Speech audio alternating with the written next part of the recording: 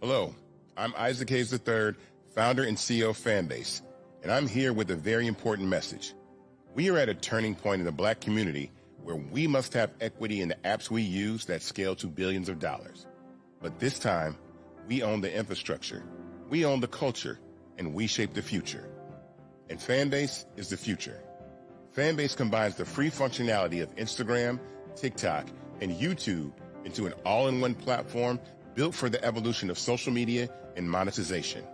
With over 1.4 million users, that's real proof that we are shifting the conversation of tech ownership and equity for creators. So right now, I want you to go to startengine.com/fanbase and invest today. The minimum to invest is $399. That gets you 60 shares of stock in Fanbase at $665 a share. This marks a turning point in Black ownership of social media. If we don't take this opportunity to own social media right now, we will always be customers to our own creations. And that can't go on. So once again, go to startengine.com/fanbase and invest today. We must own the platforms where our voices live, our stories matter, and where our culture drives the world. Thank you. Folks, Black Star Network is here. Hold no punches. I'm real revolutionary right now. Support this man, Black Media. He makes sure that our stories are told. Thank you for being the voice of Black America, Roland. Hey, Black, I love y'all. All momentum we have now, we have to keep this going. The video looks phenomenal. See, this difference between Black Star Network and Black-owned media and something like CNN. You can't be Black-owned media and be scared. It's time to be smart. Bring your eyeballs home. You dig?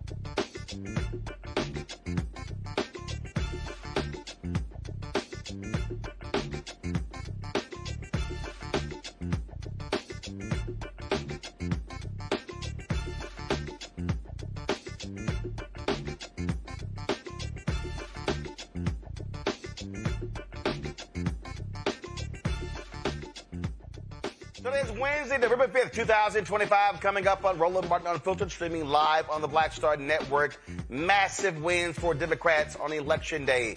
We'll be joined by House Democratic Leader Hakeem Jeffries. Also, Virginia House Speaker of the House, Don Scott, talking about those victories and what is next. The twice-impeached, criminally convicted felon-in-chief, Donald Trump, wants Republicans to get rid of the Senate filibuster rule and move swiftly to pass voter reform after Tuesday's losses. Ain't gonna happen, player. The Supreme Court heard oral arguments in the legality of Donald Trump's tariffs imposed by, first of all, Donald Trump's tariffs and whether he has the authority to impose them. A ProPublica reporter will explain how black folks in Memphis are not feeling safe as federal troops and the state task force have been patrolling the streets. Plus, a white Ohio police officer is facing a jury for killing a black pregnant woman suspected of shoplifting. It's time to bring the funk. I'm Roland Martin Unfiltered on the Black Star Network. Let's go. He's got it. Whatever the miss, he's on it. Whatever it is, he's got the scoop, the fact, the find. And when it breaks, he's right on time and it's rolling. Best believe he's knowing. Putting it down from sports to news to politics. With entertainment just for kicks, he's rolling. It's on go, y'all. It's Roland Martin, rolling with Roland now. He's funky, he's fresh, he's real, the best, you know he's Roland Martin now.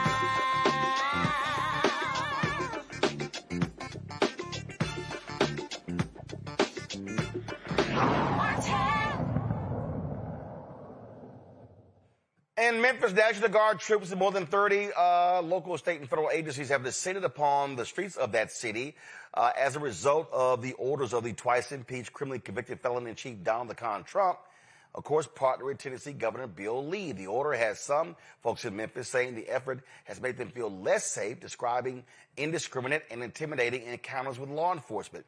As of October 29th, the task force reports 1,744 arrests. Officials admit they do not track the racial demographics of those stopped or detained. Folks at ProPublica published an article called "I Don't Feel Safe. Black Memphis Residents Report Harassment by Trump's Police Task Force." Wendy Thomas is one of the investigative reporters on the story. Wendy joins us right now. Wendy, how's it going? It's going well. Thanks, Roland. All right, so what the hell is going on? Well, we're about a month in now to the Safe Memphis Task Force, Memphis Safe Task Force, which has been on the ground since September 29th. We're talking about 31 law enforcement agencies, everything ranging from Tennessee Wildlife Resource Agency to FBI, ATF, all your alphabet boys here in Memphis, ostensibly to fight violent crime. But what we found out from our reporting is that a lot of regular, ordinary folks are getting ensnared in those task force operations, just as folks are going about their daily business. Okay, so and see, this is the same thing happened in D.C. So the setup is, they're coming to focus on violent crime, and they end up making a whole bunch of small arrests. Yeah, we're seeing some of that same thing here. The data, as you mentioned in the intro, coming out from the task force is really spotty, and so it's hard to get a complete picture of what's going on. But some of the data that we do have show that this is about maybe 2 weeks ago, they had made, I'm going to say around 1,500 arrests, but that's off of, I think it was 800 arrests actually. It was after more than 4,000 traffic stops. And so what we're seeing is there are a lot of traffic stops, usually initiated by Tennessee Highway Patrol, that then the feds are showing up afterwards and going further. And there's a concern that a lot of these stops are pretextual stops. Okay, and so what are people saying, and are they reporting this to anyone in terms of them feeling unsafe? And so how are they tracking those complaints? That's a good question, how those complaints are being tracked, because it is so many different federal agencies, and often the federal officers are not wearing identifying clothing. So you don't even know necessarily what agency it is that has stopped you. And so I think that's a barrier to filing complaints. I'm hearing a lot of complaints from folks on the street who were concerned about these stops. But as far as some kind of like formal government reporting database, I'm not aware of one. Okay. Here you got, largely black city council. You got a black mayor, Paul Young. We still waiting for him to come on this show to talk about this here. You got black city council members. What are they saying?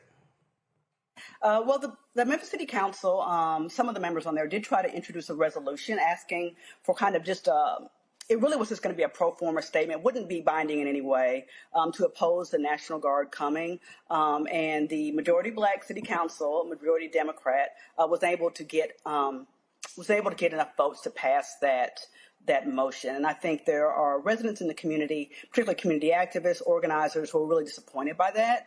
It was going to be purely symbolic, and that you can't get a majority elected body in a majority black city to support that. I think was disappointing. The council member that brought that forward was J.B. Smiley, and he's actually running for county mayor. And so it'll be interesting to see how these dynamics play out in the political space in next year's county races. So any idea how long will this federal intervention last? Is there a deadline? That's a good question. The governor of Tennessee, Bill Lee, who's a Republican, has said that while the surge of officers will decline at some point, he expects the coordination with the task force to last forever. Forever was the word that he used. And so I think that is also creating a great deal of uncertainty among residents who feel like they're being surveilled. Like, is this going to be a permanent thing, or will there be some end to this insight? Wow. That is obviously a whole lot. Community groups, civil rights groups, are they mobilizing, organizing? Are they doing anything to help residents? Yeah. Memphis has a great tradition of protesting and activism, of course. The organization that I founded 8 years ago, MLK 50, Justice Through Journalism, is in the memory and honor of Dr. Martin Luther King, who, of course, came to Memphis to support striking sanitation workers. And so we have that tradition and legacy here in Memphis. And so you have seen community organizers rise up around that. There's a campaign called Free the 901. 901 is the area code here in Memphis. And that's a coalition, I think, more than 20 organizations that have come together to protest what they see as an occupation and militarization of Memphis. And I think one of their primary concerns is that no one disputes, Roland, that crime is high in Memphis. No one disputes that. I think the challenge becomes in what is the solution to that? Is it just police? Is it just more law enforcement? And I think the 901 campaign would want to see more examination of the root causes of crime, particularly poverty, in a city that still has a really high poverty rate. And so they're looking at things like violence interruption, more investment in education, mental health care, healthcare access, mass transit, and those kind of broader solutions, I think, have been absent. The conversation that's been dominated by task force, federal agents, and what some feel is a militarization of this community. Our panel is Rebecca Carruthers, President, CEO, Fair Election Center out of D.C. Also joining us is Cameron Trimble, CEO, HIP Politics and Media, and former White House Senior Advisor. Naomi Carter, Associate Professor, School of Public Policy, University of Maryland, author of American While Black, African Americans, Immigration, the Limits of Citizenship. Rebecca, your question for Wendy. Wendy, thank you for being on the show tonight. As we prepare for next year, I'm thinking about how the midterms elections have started right now. And you're talking about your city and a lot of people feeling scared. Do you think there's going to be an impact in civic engagement over the next 12 months? I hear you about how community is doing different community care things, but what is the policy action that people are going to be pressed to move on in response to what's happening in Memphis right now? Yeah, I think you will see. I'm not a pollster. I'm just an investigative journalist. But I would be surprised if this did not result in more political involvement here in Memphis. We are gearing up for more local races, county commission, school board. And so while not necessarily statewide races, we are gearing up for that. And I think a lot of residents are looking to see where candidates are standing on some of these key issues. Are they looking for more holistic solutions to crime, or do they favor an approach that Trump and Bill Lee and other Republicans are offering here? So it'll be interesting to see. Cameron. Thank you. This is a really interesting report. Question: what areas has this presence increased? Like I visit Memphis often, have family there, and it feels like this is as it was here for us in DC, an intimidation tactic, or it's something just show of force? Like, is this like just limited to, say, the high traffic areas like a Beale Street in downtown, or are they really focusing on a lot of the Black neighborhoods or low income neighborhoods? Yeah, I think that's an excellent question. I was actually at the Grizzlies game on Monday and walked down Beale Street, and saw, I think it was 3 or 4 Memphis police officers, mounted police officers on horses, some FBI agents, Homeland Security agents, and then National Guardsmen at every kind of corner around there. And so you are seeing that heavy presence downtown on Beale Street in a tourist area, but you're also seeing it in a lot of Hispanic neighborhoods, along corridors where there are a lot of Hispanic or immigrant-owned communities. You are seeing it in some of the higher crime neighborhoods, but in a lot of the lower crime and predominantly white neighborhoods, to be frankly, you're not seeing that sort of presence. And so I think it's almost like the blind men and the elephant, right? And so there are segments of the community that aren't seeing any sort of increased law enforcement presence. And so I think for them, it's really easy to feel like it's not a militarization, but then for others of us who are seeing that constantly, I think they're more concerned about what this means and what public safety really looks like. Niambi? Thank you, Wendy. I was just curious about how you connect the presence of the National Guard and other things along with like the data centers. Like, how is Memphis being used politically right now? Not just in the state of Tennessee, but nationally for other ends? Like, how do you connect these various, I guess you could say, experiments, for lack of a better word, on the city of Memphis? Yeah, it's really interesting that you bring up XAI and data centers. XAI is Elon Musk's big foray into artificial intelligence. It's, I think, the largest supercomputer in the world. That's what it's been billed as. And it's been built in Southwest Memphis, in a neighborhood that has already suffered a lot of environmental pollution, environmental racism. And actually the story that I wrote before this task force story was about that data center and the Chamber of Commerce's role in kind of smoothing the path for Elon Musk and XI to come here. As far as some kind of larger plan, I am not personally aware of one, but I think that there are a lot of residents who do feel like Memphis is somehow become a focus. I don't want to say necessarily a target, but that maybe richer people have noticed and aware of some of the advantages the community has, particularly our water supply. We have an amazing aquifer under here, and data centers need a lot of water, right? A lot of people don't think it's a mistake that Elon is here, and they wonder if this expanded military presence is in part to protect property and these capital investments and not necessarily the people who live here in this community. All right, then. All right, Wendy, we certainly appreciate it. Keep us abreast of what happens. Of course. Thank you so much, Roland. All right. Thanks so much. All right, folks, going to a break. We come back. Lots to talk about. Continuing drama in D.C. with the government shutdown. Also, of course, a huge election last night. Lots to talk about there. We're going to be joined by Democratic House Leader Hakeem Jeffries, Virginia Speaker of the House, Don Scott. It's a whole lot to cover. Folks, you're watching Roland Martin Unfiltered right here on the Black Star Network. If in this country right now, you have people get up in the morning and the only thing they can think about is how many people they can hurt, and they got the power, that's the time for mourning. For better or worse, what makes America special, it's that legal system that's supposed to protect minorities from the tyranny of the majority. We are at a point of a moral emergency. We must raise a voice of outrage. We must raise a voice of compassion. And we must raise a voice of unity. We are not in a crisis of party versus party. We are in a crisis of civilization, a human rights crisis, and a crisis of democracy itself. And guess what? You've been chosen to make sure that those that would destroy, those that would hate, don't have the final say, and they don't ultimately win. Hi, I'm Lavelle Crawford. I ain't wearing a bow tie today because I wanted to breathe. And you're watching Roland Martin Unfiltered.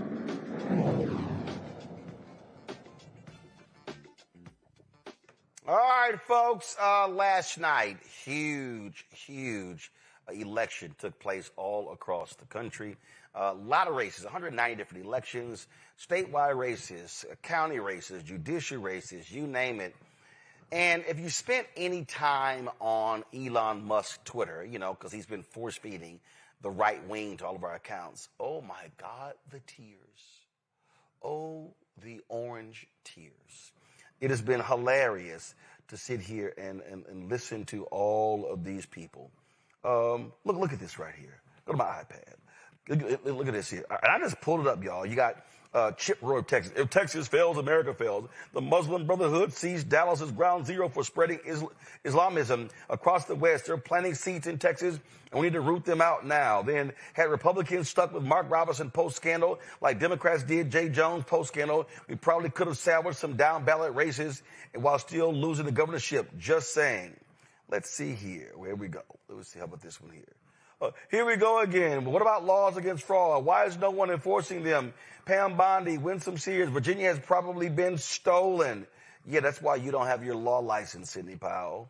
Let's see. Oh, my goodness. Look at this here. Matt Walsh, that racist. This is the enemy. Wretched, evil parasites motivated by resentment and hatred, openly plotting to erase our culture and identity and replace it with a dystopian communist hodgepodge of third world dysfunction.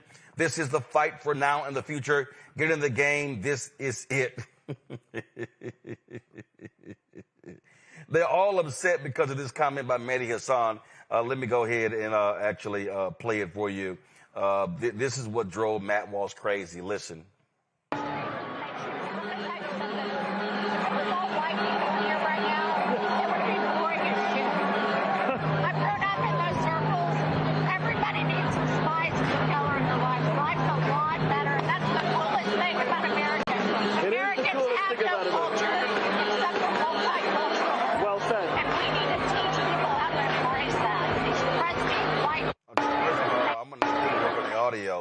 Because her mic was jacked up. But Mehdi has said, Americans have no culture except for multiculturalism. Jennifer Welch, too, Mehdi, she said, Americans have no culture for multiculturalism. Crusty white people need to learn how to embrace it. Touche. Look at this here. Conspicuously absent from his list are Americans. Let's see here. Look at this here. Look at this racist. Folks, just admitted, America was a much better country when it was 85% white. And let me just go ahead. And you prove, what's his name? 1776. Real. You know, I might as well do it. That you are a racist. Yes, I've been trolling their asses all day. Look at this. Leftist student just flipped over a TPUSA table at University of Iowa. Iowa must charge and expel her and make her famous. Let's see here. Oh, Zohran Mamdani does 4 Nazi salutes in a row after his New York City mayoral victory speech. Isn't that what the left claims Elon did? We didn't make the rules. Hope the left is consistent. Let's see here. Of course, no shock, Stephen A. Smith will be talking to Jim Jordan and Mike Johnson on his show. No shock, he'll be talking to MAGA day after the election. Let's see here. Oh, look at old Curtis Hogg. Hogan Gitley on Democrats winning in New Jersey and New York, decrying high cost of living. I think this is interesting because, as you know, prices for gas and groceries down under Donald Trump. That's a lie. Inflation's down under Donald Trump. Hogan, that's a lie. Interest rates are coming down as well. That's a lie. Come on, Hogan, you know better. Stop lying. All they did, I mean, it's just Niambi. Twitter, they have been crying, whining, oh my God, Virginia. They're like, all of this here, Texas is full. North Carolina's full. Florida's full. Don't come here. Y'all stay in New York. I mean, the whining is amazing. I'm like, guess what? Hashtag team whip that ass. Suck it up. Well, as you know, my father used to say, it's no fun when the rabbit got the gun, right? I mean, look, this is politics, right? Sometimes you win, sometimes you lose. But when you have a government shutdown, when you have people not getting paid, when you have people who are furloughed, when you've laid off, thousands upon thousands of federal workers, and you keep telling us there is no way we can afford SNAP. You don't want to use the contingency fund, but you can build a ballroom and you can send billions of dollars to Argentina.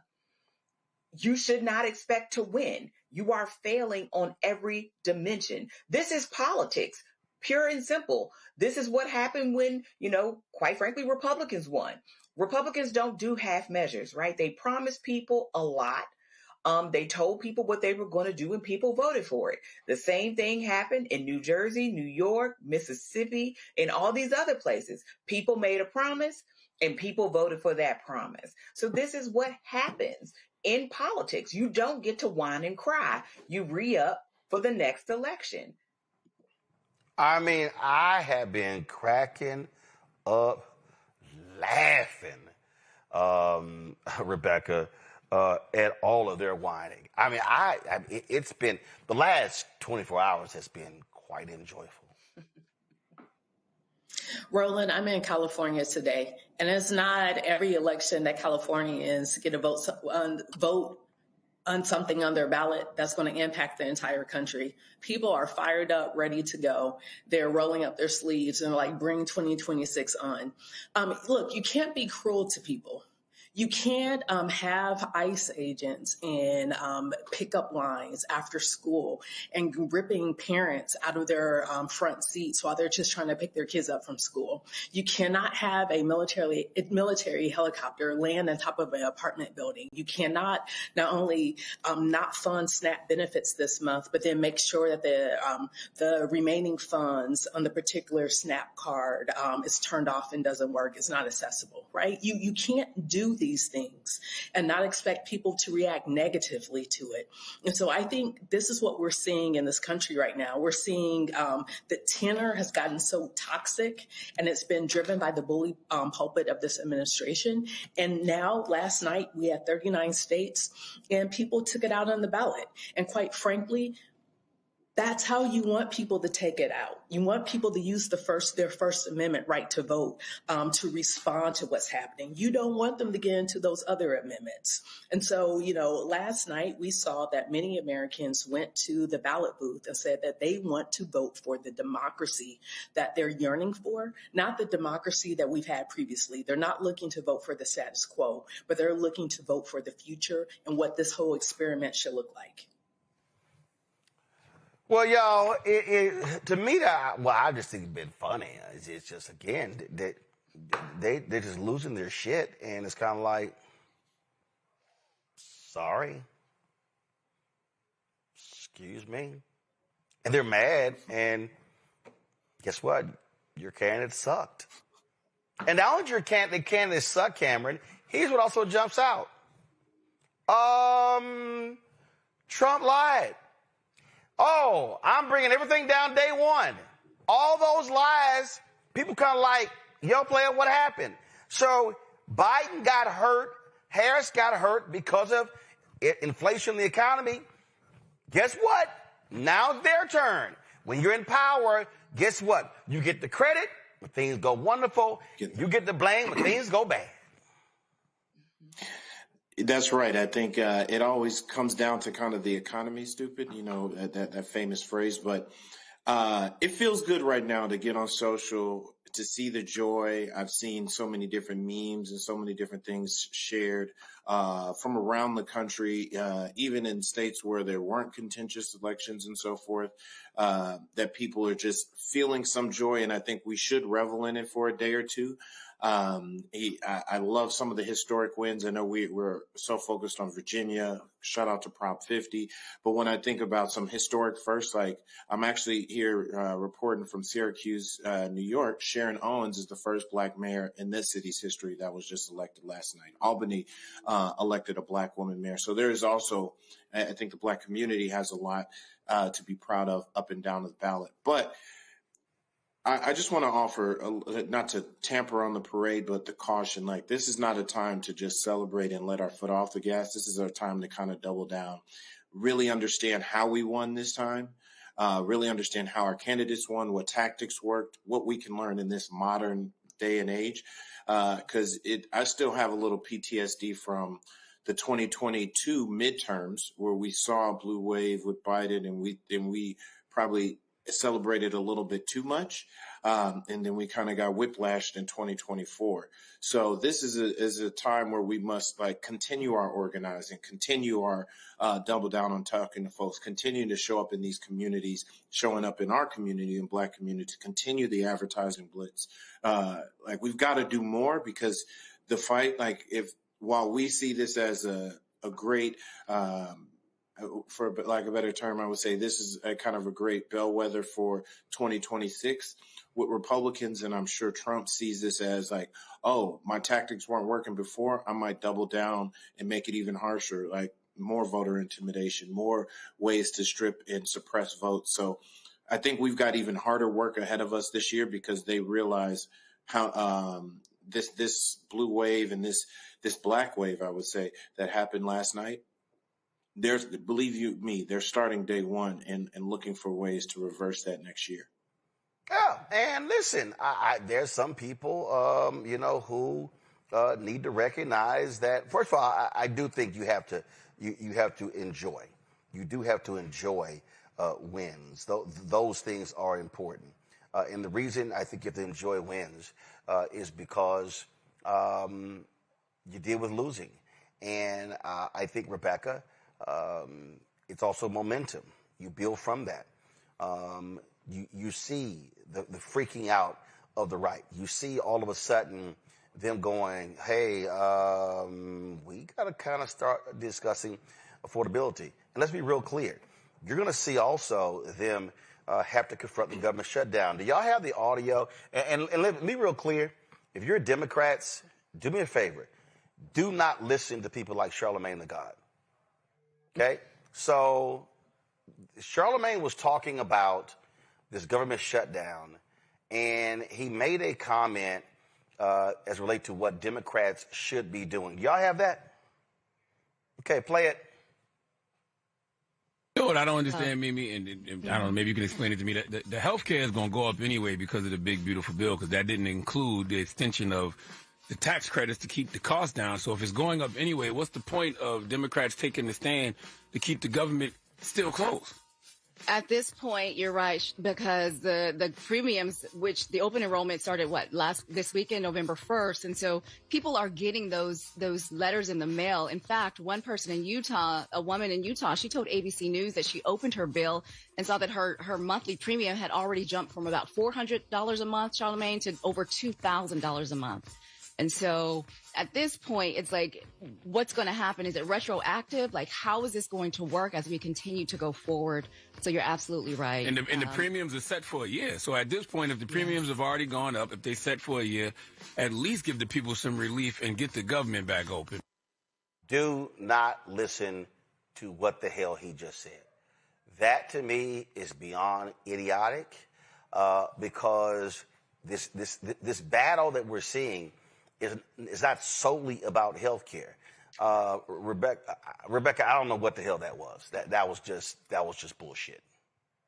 Look, what I heard was an exchange of two people who don't understand how this works. So what they're talking about are the health insurance premiums that are in the marketplace. The marketplaces are the state exchanges. The state exchanges is because of Obamacare, aka the Affordable Care Act.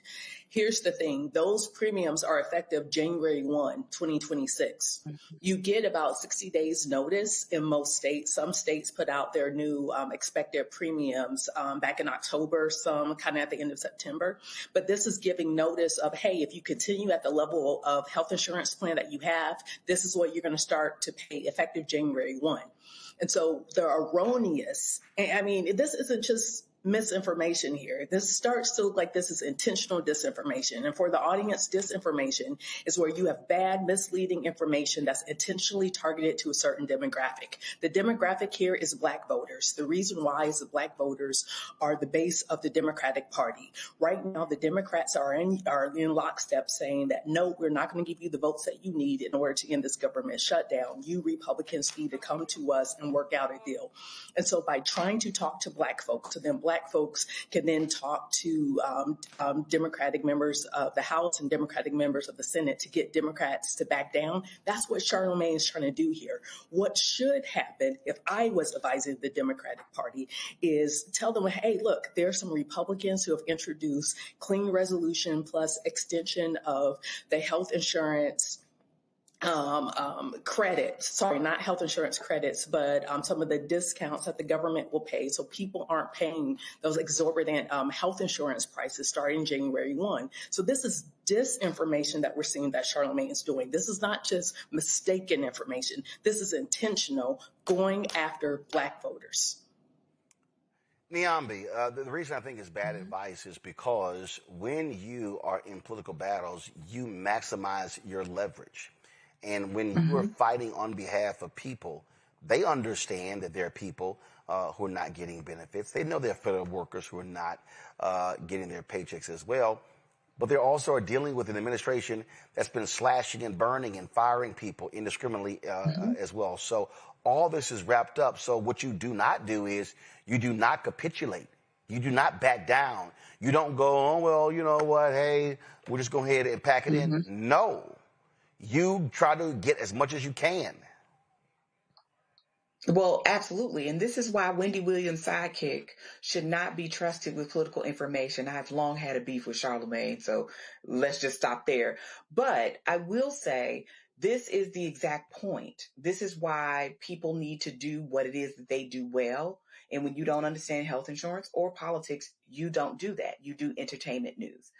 Because what this is about is the fact that Republicans want those premiums to go up and want them to go up permanently. That's why we're in this shutdown fight. That's why it's protracted.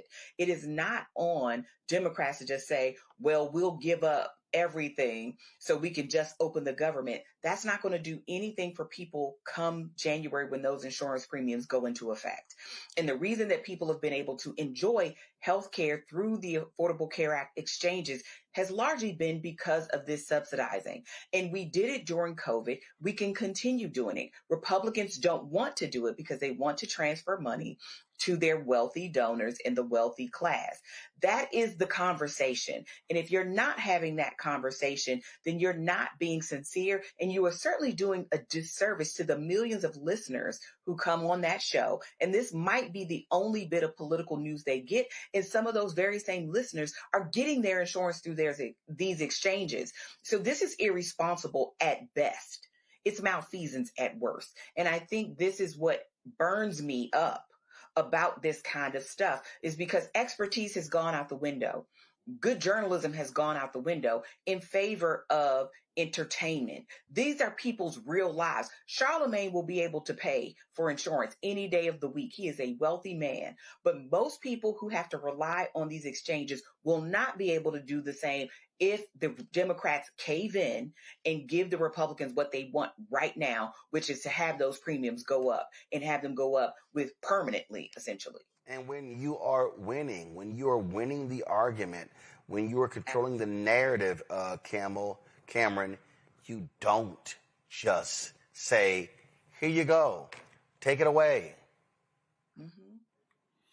No, I mean, I think this is politics 101.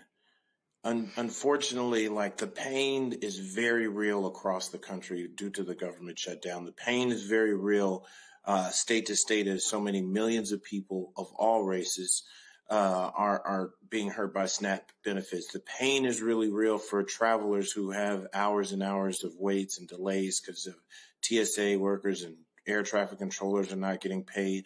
It is definitely impacting even my own family. My sister's a nurse in the military. She has not received her paycheck. I've got plenty of friends who are active duty who are not receiving their paychecks. But all that aside, we have complained and we have seen how Trump has slashed education budgets, slashed healthcare budgets, has done so much to eliminate tens of thousands of jobs, not just in the government, and then all the ecosystems that when those government jobs, it's not just the person in the house loses their jobs, the restaurants they go to, the child care center they could afford to used to send their kids to, now they can't. So many other people are affected when all of these folks are losing their jobs.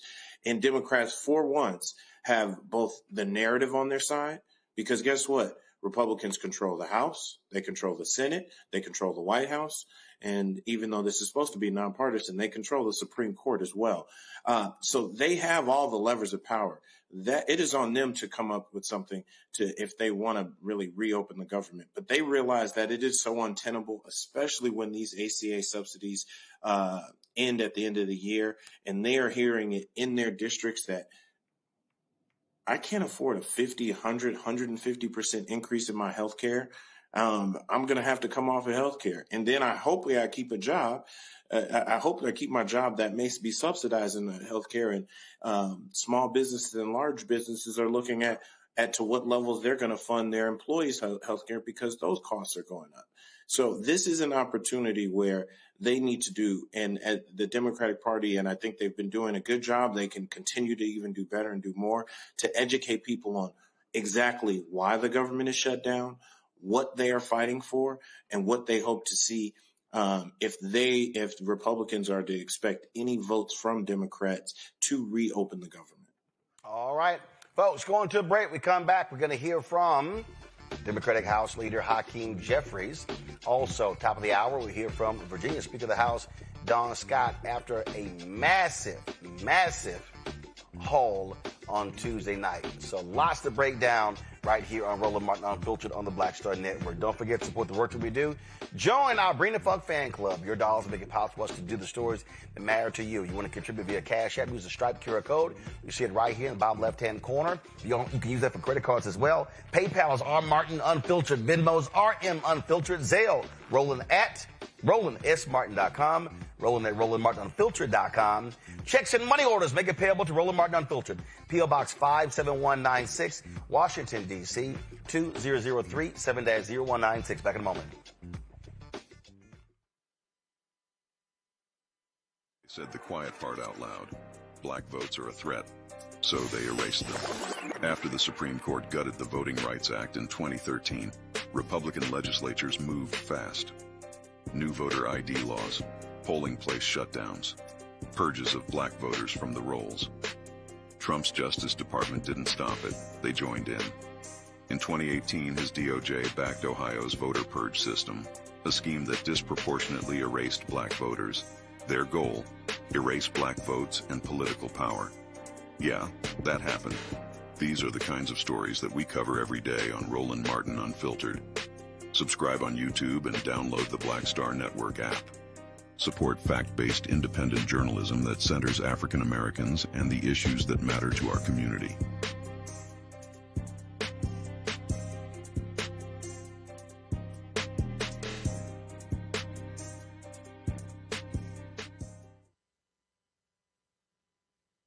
What's up? It's the MCEO Talib Kweli. You are checking out Roland Martin Unfiltered.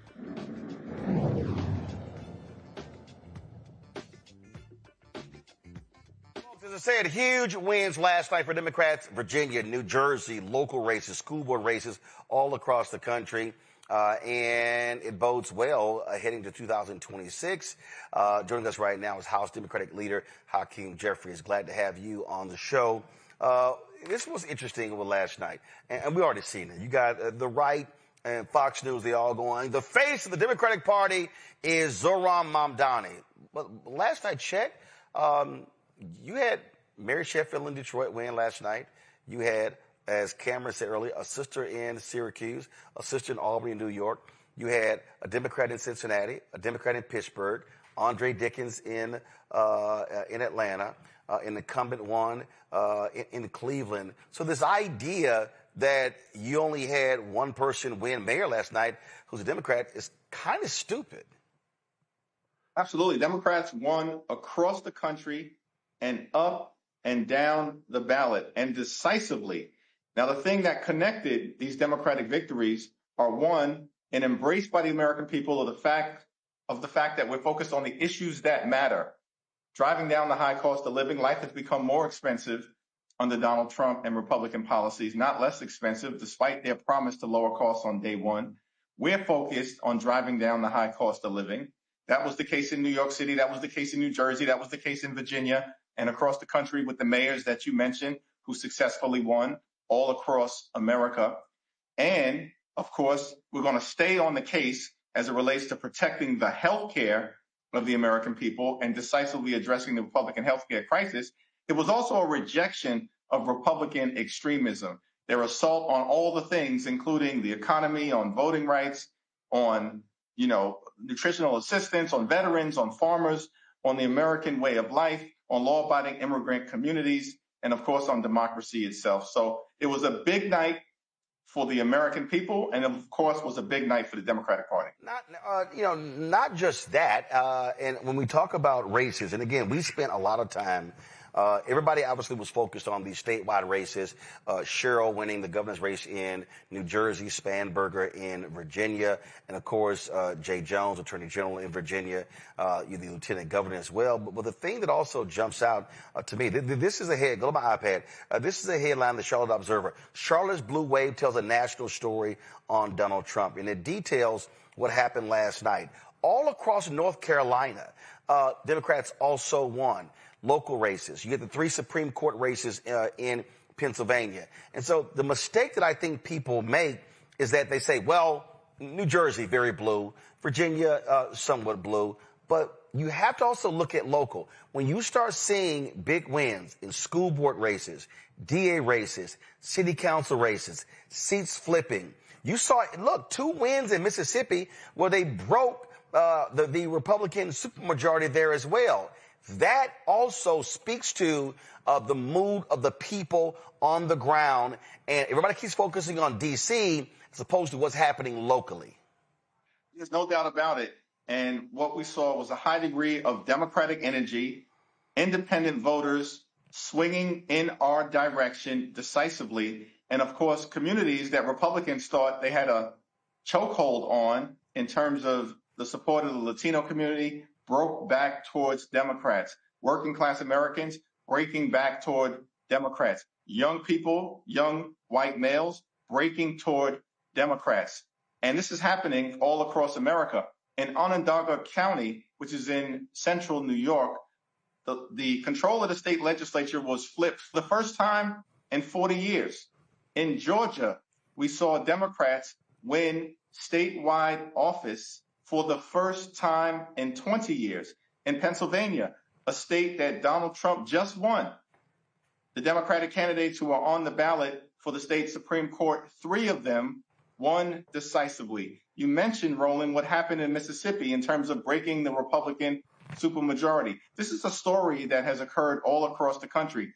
And the California ballot initiative was incredibly significant in that turnout was higher in many parts of the state for Prop 50 to stop Trump from stealing the election than it had been last November in a presidential election. That is unheard of.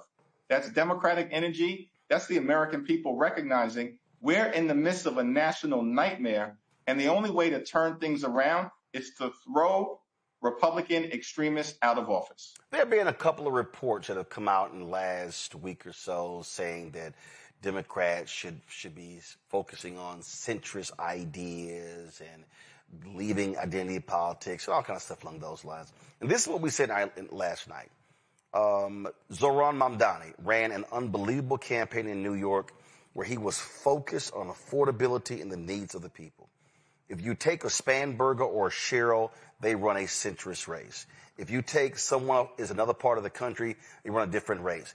I think it's dumb when these, and I'm just going to say it, when these largely white Democratic strategists sit around and say, this is how Democrats have to run. No, you run based upon the makeup of your congressional district, your state, or your state district, or your state senate. I think it's dumb to think that there's only one way to do it. There are going to be some places that are more progressive than others, some places more centrist than others. And so to me, you find the candidate who runs according to their district and not some cookie cutter map. I think that's exactly right, Roland. And it's intellectually lazy when some of these so-called consultants think that there's a one-size-fits-all approach in a country that is the most diverse in the history of the world across the 50 states and the multiple jurisdictions. And so for us, however, I think what's going to be critical as we are recruiting candidates to flip seats and take back the House next year is that those candidates and their life experiences authentically match the districts that they hope to represent. Because after all, the House of Representatives was designed by the framers to be the institution closest to the American people, to reflect the hopes, the dreams, the aspirations, the fears, the concerns, the anxieties, and the passions of the American people. And there are 435 congressional districts, and every one is going to be different. That doesn't mean that we can't unite under a frame of dealing with the issues that matter to the American people. And for us, of course, that's making life more affordable. We saw a lot. We saw a significant black turnout last night in Virginia, in New Jersey as well. What I also look at last night, and matter of fact, a lot of people were concerned about Mamdani in New York. Looks like, based upon the polling data, the highest percentage of votes he got last night were African Americans. And again, I think what last night says, again, I'm going to say it again to those white Democratic strategists, they better understand you better put time, money, and resources into your base voters, black women, black men, young people, reaching those folks, because if you turn out your base voters, then you have a better shot as opposed to trying to appeal to folks who are not your base. Go after New York City. Look at those numbers. Those low propensity voters, those young voters who sat out, that means a message and a candidate appealing to them. That's the strategy to victory. Your thoughts? Yeah. For us to win elections, particularly as it relates to taking back the House of Representatives, we have to do two things. Keep the base energized and move swing voters in our direction. But the foundation for any electoral success, to your point, Roland, is to make sure we have an energized base. And at the heart of that energized base are African American women who once again delivered for Democratic candidates all across the country, up and down the ballot. Last question for you. I played a clip earlier. Charlamagne the God made this comment saying that Democrats should back off what's happening with health care in the House and just go ahead and end this government shutdown. I called it pretty much stupid and idiotic because I said you're fighting for millions of people. This is a life and death matter. When it comes to this shutdown, did last night put more wind in your sails to keep fighting? Yeah, we're going to continue to stay in this fight until we win this fight. And we've made clear, look, we'll sit down with our colleagues on the other side of the aisle anytime, any place to reopen the government, to enact a spending agreement that makes life better for the American people while decisively addressing the Republican healthcare crisis that's crushing people all across America. We've got to ensure that we extend the Affordable Care Act tax credits. Otherwise, tens of millions of people are going to experience dramatically increased healthcare premiums, copays, and deductibles. And it's unfortunate that some are parroting MAGA extremist Donald Trump-like talking points. 20 seconds left. Did you call Speaker of the House Don Scott of Virginia to say, bruh, even though you're a Kappa, he's an Alpha, hell of a job picking up 13 seats? Don Scott is a great legislative leader, one of the best in the country. He and I are in close touch. I, of course, congratulated him. You're a frat brother. We're all united on this. Man, no, he pledged the same chapter. Same chapter, Texas A&M. That's my Pi brother. He's a good man. And Texas A&M are doing their thing right now in football too, Roland. Yes, sir. Well, we appreciate it. He's actually up next, and so we appreciate you joining us. Appreciate you. All right, thanks a lot. Real quick to the panel here. Listen, this is about winning. And the point there that Democratic leader Jeffries made, I think, is important, Cameron. Screw these consultants. Forget this. You got to do this. You got to do that. That speech Mamdani said last night, he didn't give a shit about people talking about, oh, no, don't do identity politics. He said he named people. And again, you run based upon your district. A Connor Lamb, when he was in Congress, his district ain't the same as a Maxine Waters. A Sanford Bishop in Georgia, his district isn't the same as Nikema Williams. People just got to understand that.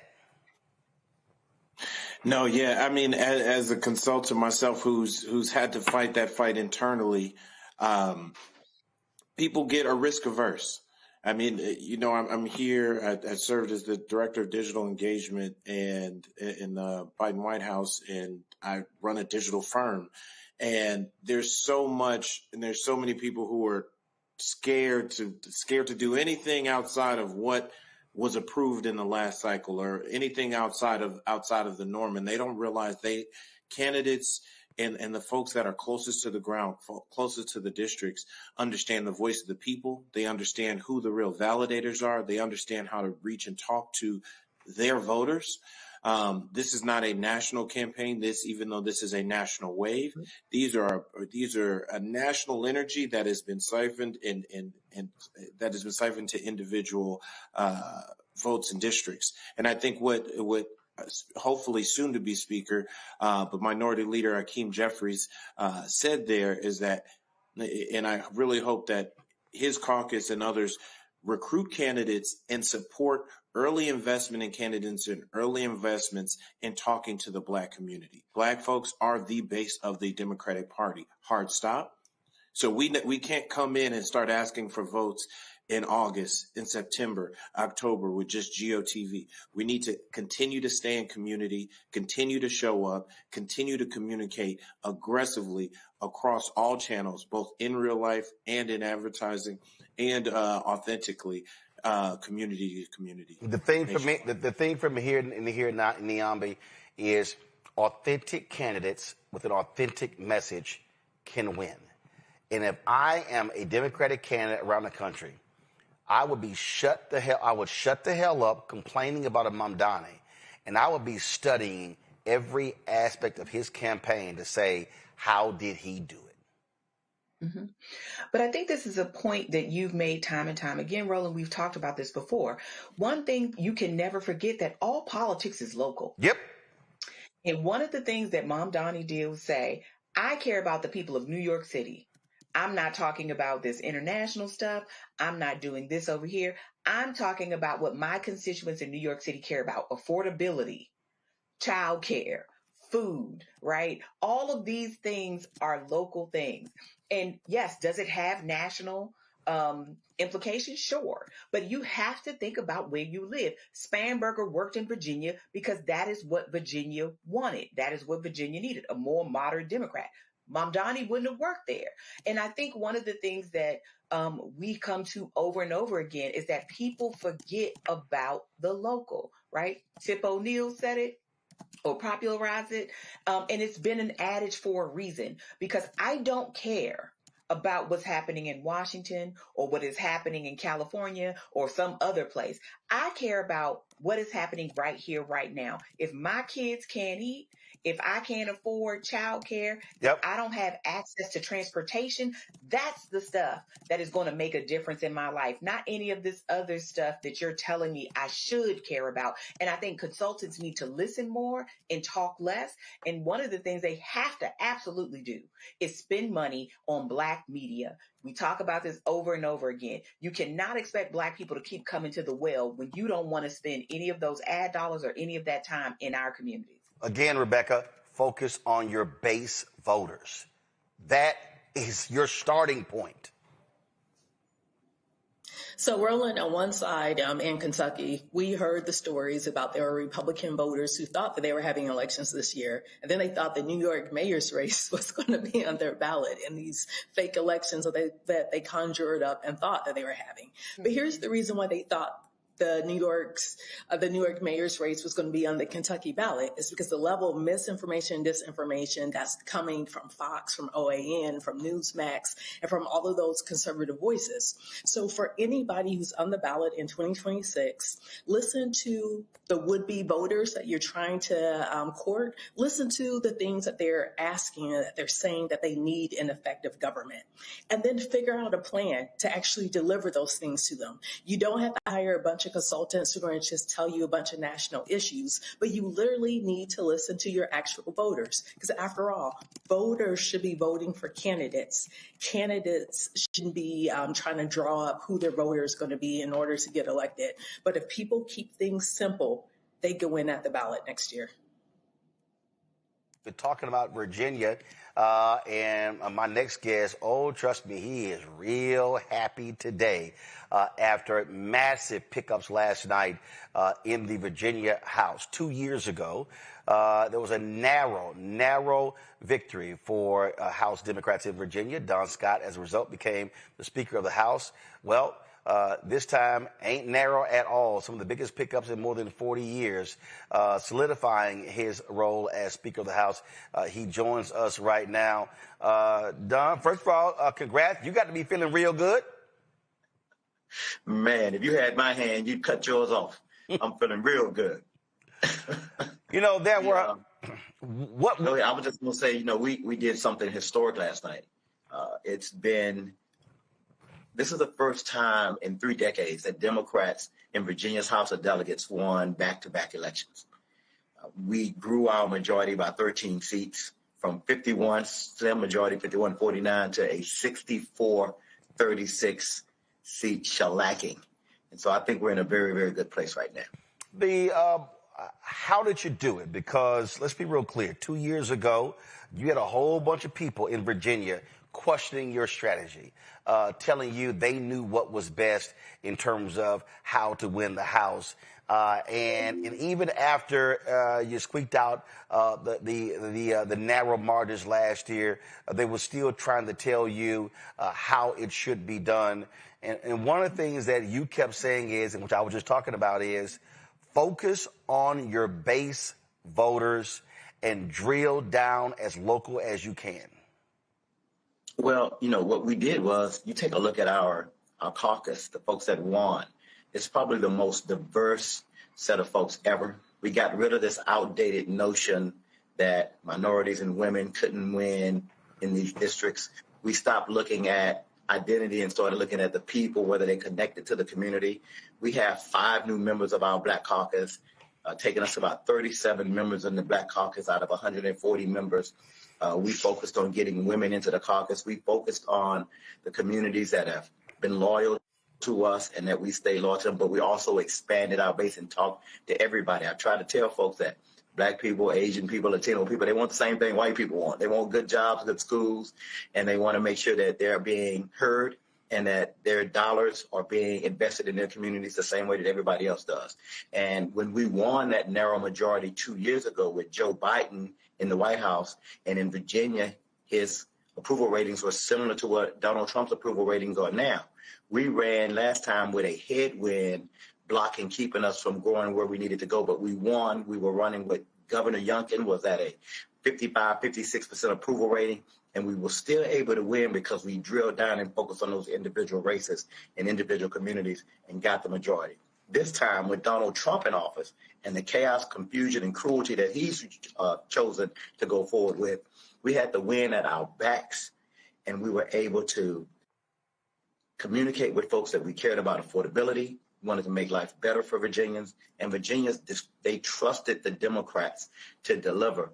And you saw in almost we targeted 14 Republican-held seats. Last night, we won 13 of 14 Republican-held seats, and the 14th is still not decided. It's still counting ballots. It's unheard of. It's unprecedented because we ran a very disciplined, military-style campaign. My campaign co-chair is an Army guy. I'm a Navy guy. We ran a campaign that was focused on discipline, that was focused on turnout, that was focused on communication, and we overperformed because we out-communicated them in every single race, sometimes 2x, 3x, on TV, on radio, on digital.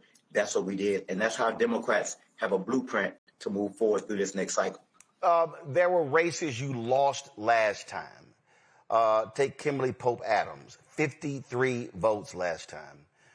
What did you then do? Did you go back and say, look, let's figure out where we lost. Let's figure out the people who didn't turn out. And did y'all really sit down and study this thing precinct by precinct to understand that, you know what, we need to hit this area a lot harder to turn out, because she didn't have a close victory this year? She sure didn't. And that is exactly what we did, Roland. In 2021, in 23, when she lost by 53 votes. And we thought we did everything that we needed to do to get the black community out, but we didn't. We went back, we looked at those precincts where our black turnout was low. We looked at those precincts where some of our marginalized communities were low. And this time we were laser focused on hitting them over and over again and letting them understand what was at stake. And her turnout improved drastically in those communities. And then she had a resounding victory. It was a privilege last night to be able to call her and tell her that she had won. I was the first one to call her to say, you have won in our numbers and our modeling. You will win this election. You can call it. And you just heard screaming, because she has been running for 4 years. And the type of relief and satisfaction that she had was amazing. You got to spend some time with her. She's an amazing young lady, and we're proud to have her in our caucus. Well, see, the reason I asked that, because this to me is the mistake that I think people keep making. I spoke to the National Panel Council on Friday in Houston. And what I said to them is, I said, can we please stop doing these broad get out the vote efforts? I said, we need to go get the data.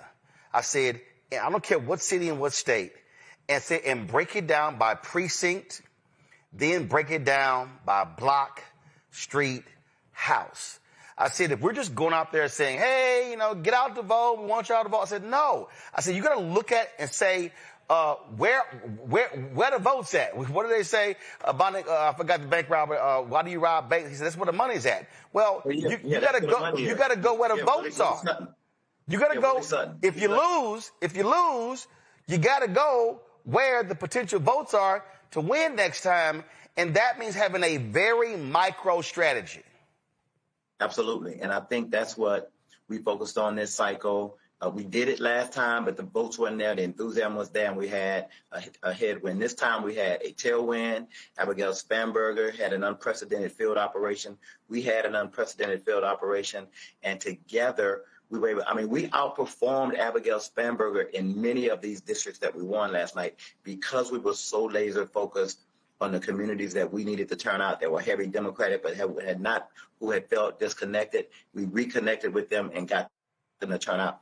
That is how you continue to win elections. You have to do data-driven messaging. You have to do data-driven get out the vote field operations. It has to be data-driven. And I think if we continue to have the type of discipline that I think it takes and recruit the candidates, stop focusing on the perfect little candidate, focus on people who are connected to their communities, whether they're Black, white, Asian, Latino.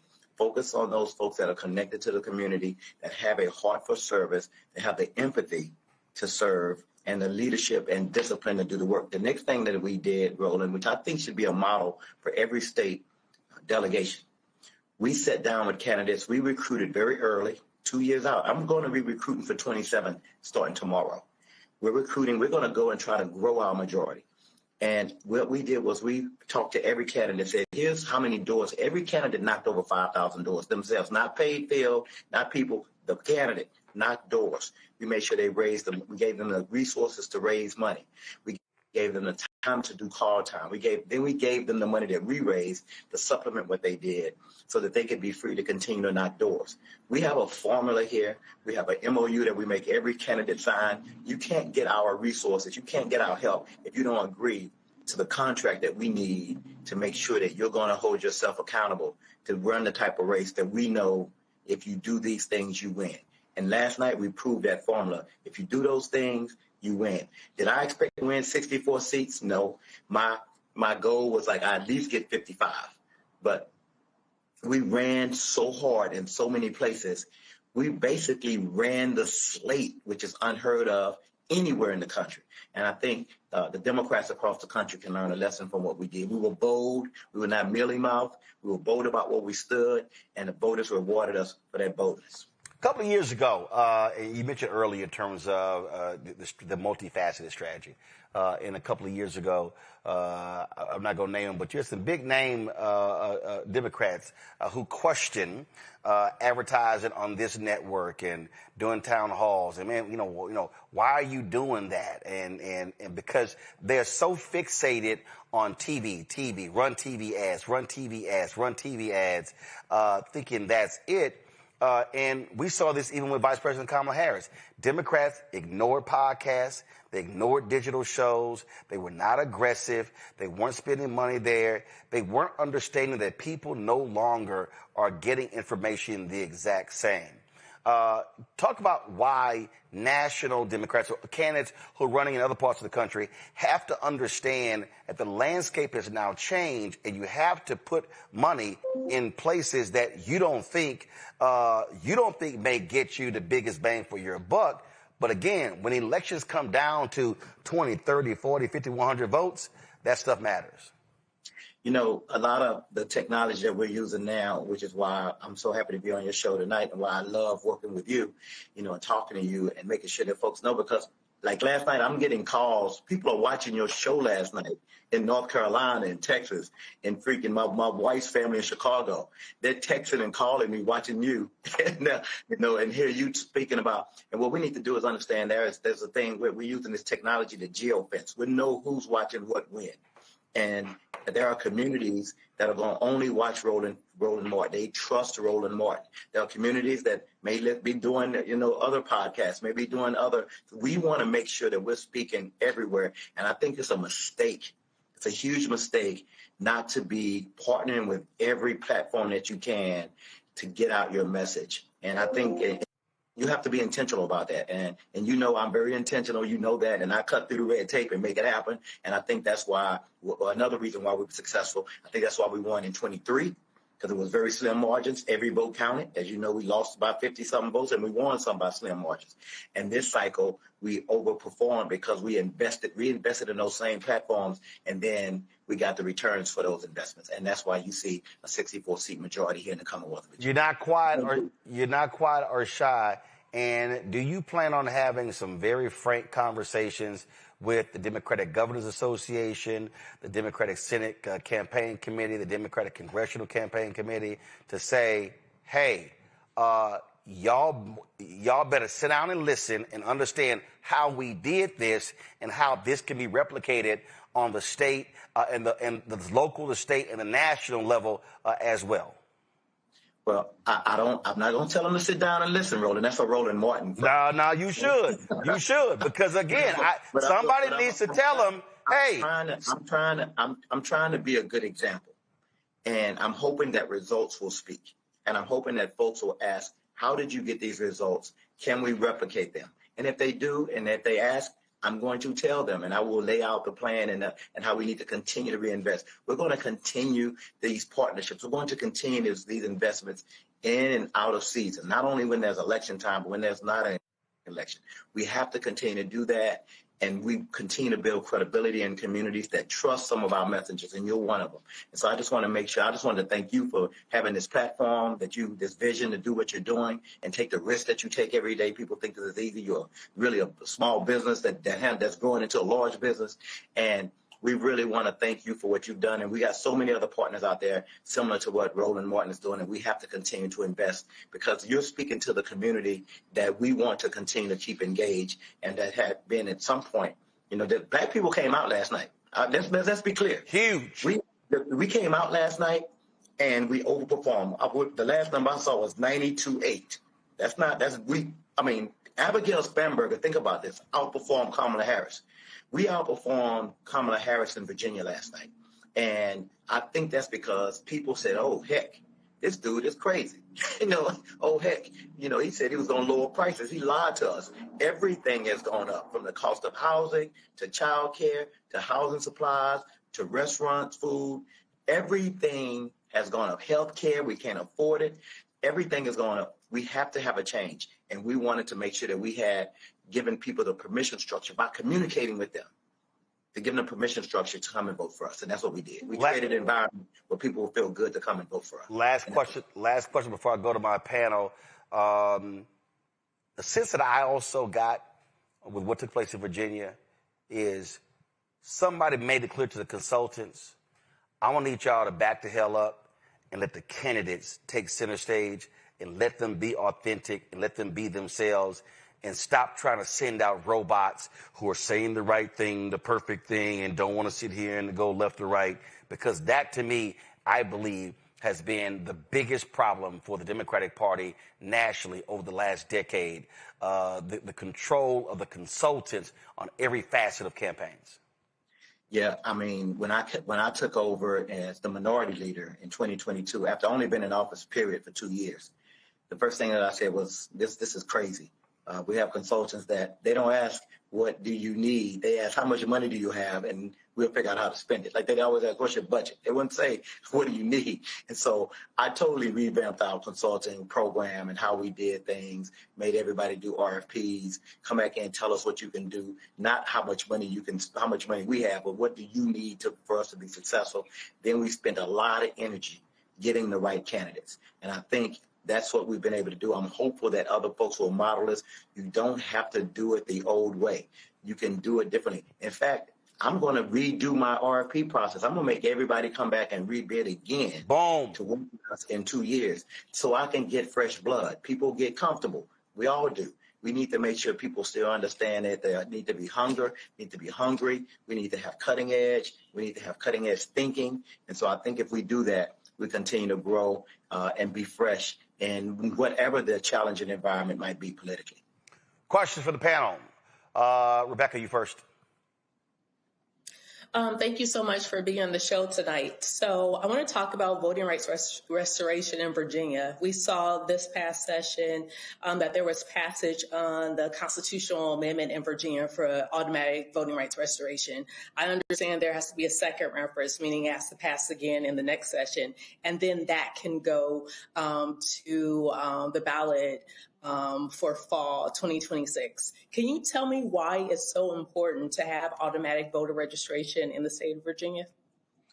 Automatic voter restoration. So yes. I had my own rights restored, and I had to beg the governor to do it. I had, there's nothing about my background that says I should be here. I should not be in leadership. I'd gone to federal prison, 31 years ago.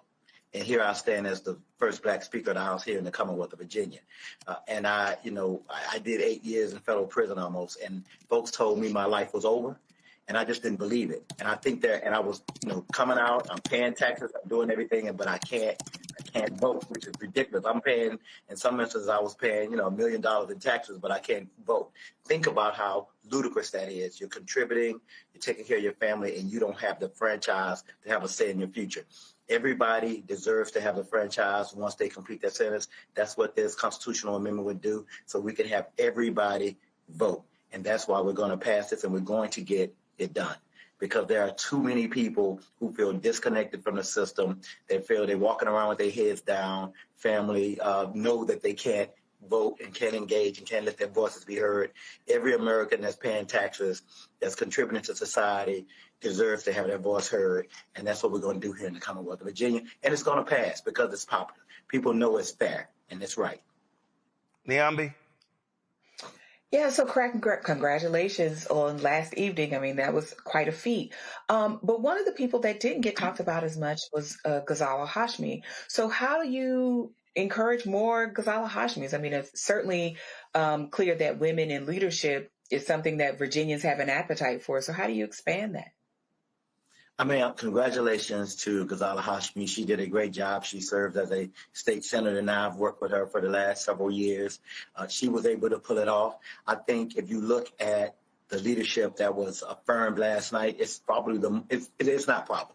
It is the most diverse leadership group in Virginia's history. A first female governor, a first Muslim American lieutenant governor, and first African American attorney general. So there was a night of first for Virginia. I think seeing Ghazala Hashmi in that role is going to encourage others to step in and know that they can do it, that if they're competent, if they're smart and they work hard, they can achieve anything. And so last night was proof positive that, this whole anti-DEI stuff, we don't care about no DEI. We are excellent. We're going to continue to rise. We're going to continue to shine. And cream is always going to rise to the top. You can try to beat us down, but we're going to rise to the top. And I think last night was an indication of that. Cameron. Congratulations, the Speaker, Scott. Last night was huge in Virginia. I live in D.C., so seeing our fellow state down there, and to your point, the diversity of the top of the ticket. But I was energized by your exchange with Roland earlier about how you went about identifying new talent, identifying new tactics, and pairing that to the right types of candidates. How do you, the rest of the country could learn from this?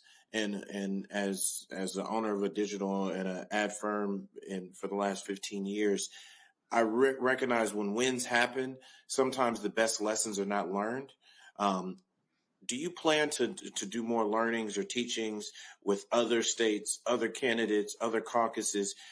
Because they really, Roland mentioned it earlier in the show, we really got to learn from how people really engaged and really study these campaigns, both study the candidates and study their messaging, but also study their strategies and tactics on how we communicate it to all voters.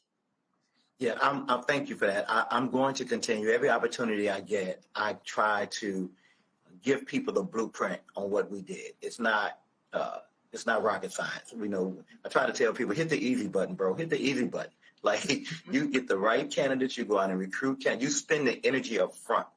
You put the investment up front on identifying the right candidate in the community, then making sure that they have all of the tools around them to succeed. And then you help deliver the messaging and do it across, I call it asymmetric messaging. Like you hitting everything, digital, TV, radio, doing what you can if you have the resources. And then you plan in advance and you map it out. I think, I told my caucus today, everybody was celebrating, and I said, cool, let's celebrate. But the election for 27 starts today. So that means everything that we do, we have to be intentional. What we pass, what policies we pushing, what we want to message. It began today for the next election in 2 years. If we continue to have that type of discipline and focus and, dare I say, restraint, we'll grow and we'll keep it. Make sure I want an enduring majority. When we won the majority in 2023, I said, if you don't do it twice, it's a fluke.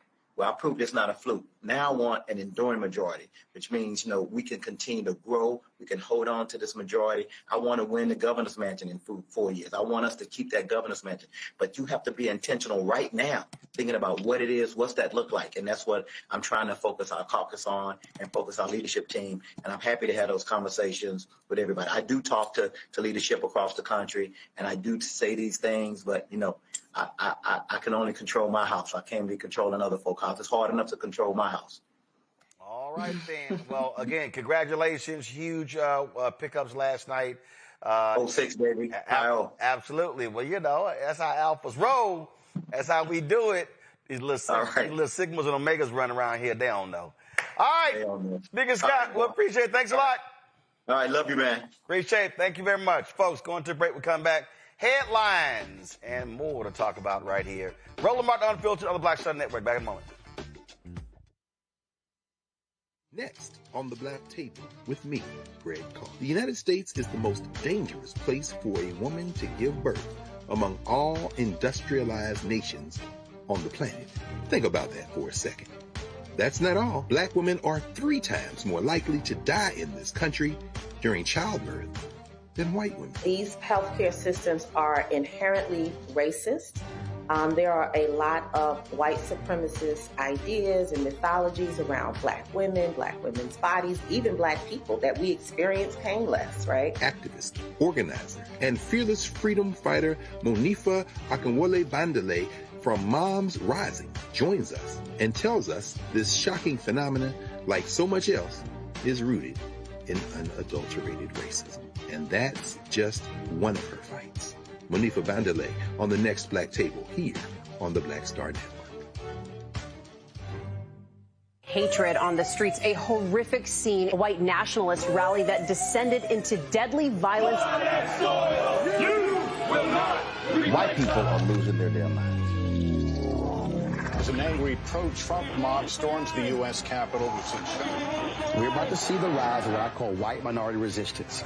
We have seen white folks in this country who simply cannot tolerate black folks voting. I think what we're seeing is the inevitable result of violent denial. This is part of American history. Every time that people of color have made progress, whether real or symbolic, there has been what Carol Anderson at Emory University calls white rage as a backlash. This is the rise of the Proud Boys and the Boogaloo Boys. America, there's going to be more of this. Here's all the Proud Boys, guys. This country is getting increasingly racist in its behaviors and its attitudes because of the fear of white people. The fear that they're taking our jobs, they're taking our resources, they're taking our women. This is white fear.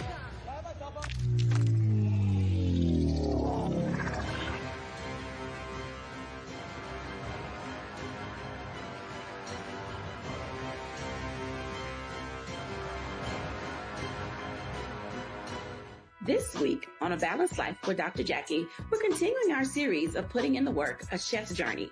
Are you an aspiring chef? Someone who already has a business, trying to figure out what your next steps will be, who to talk to, and how to get there?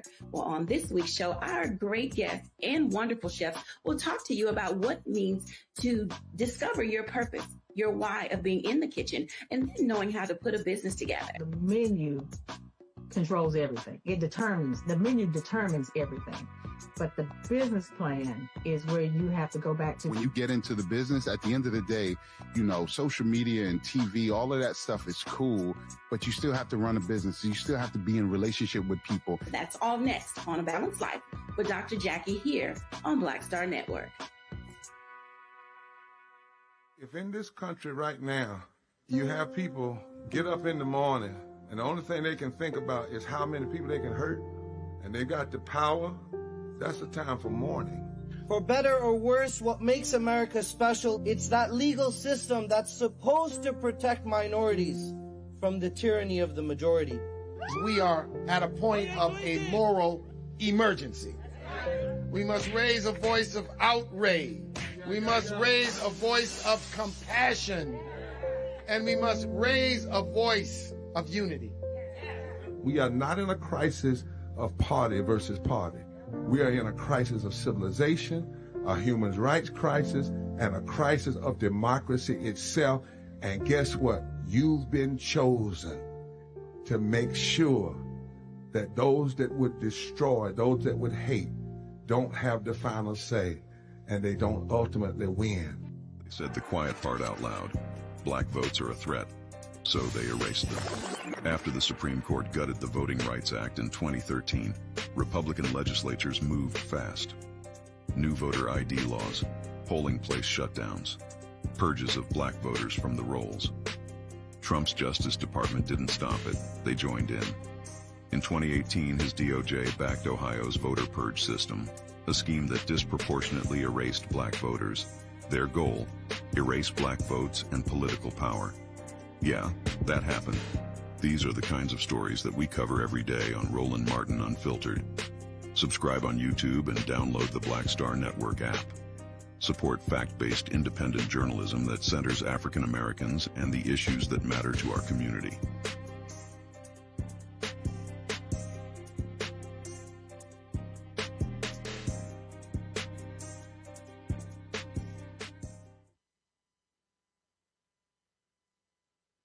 Hey, I'm Malcolm Lee, and you're watching Roland Martin Unfiltered.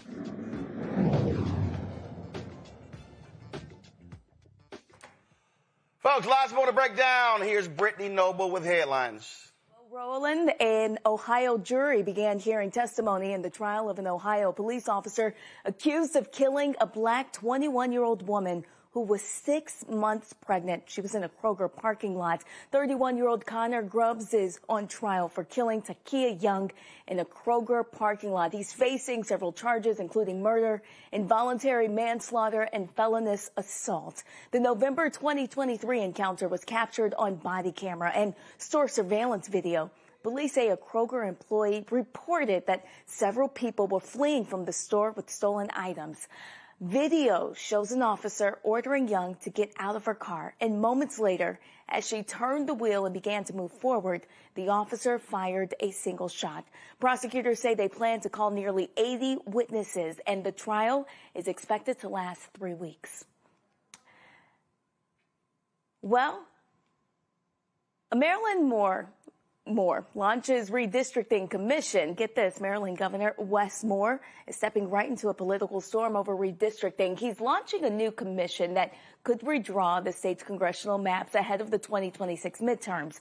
Moore says it's about fairness and representation, but even some Democrats are not on board. State Senate President Bill Ferguson warns reopening the maps mid-cycle could backfire and actually help Republicans gain seats through court challenges.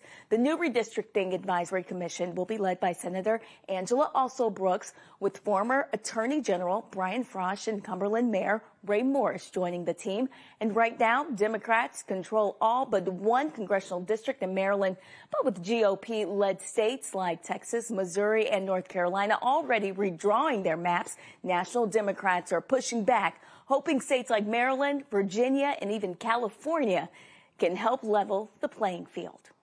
Well, the Department of Transportation now says parts of America's airspace could be forced to close next week if the government shutdown drags on. Nearly half of the nation's busiest airports are facing severe staffing shortages, with 13,000 air traffic controllers and 50,000 TSA officers still working without pay. Transportation Secretary Sean Duffy is sounding the alarm, warning that unless Congress acts, mass chaos, ground stops, and waves of flight delays and cancellations could all hit nationwide. In New York, some facilities report 80% of controllers out, driving delays across thousands of flights today alone.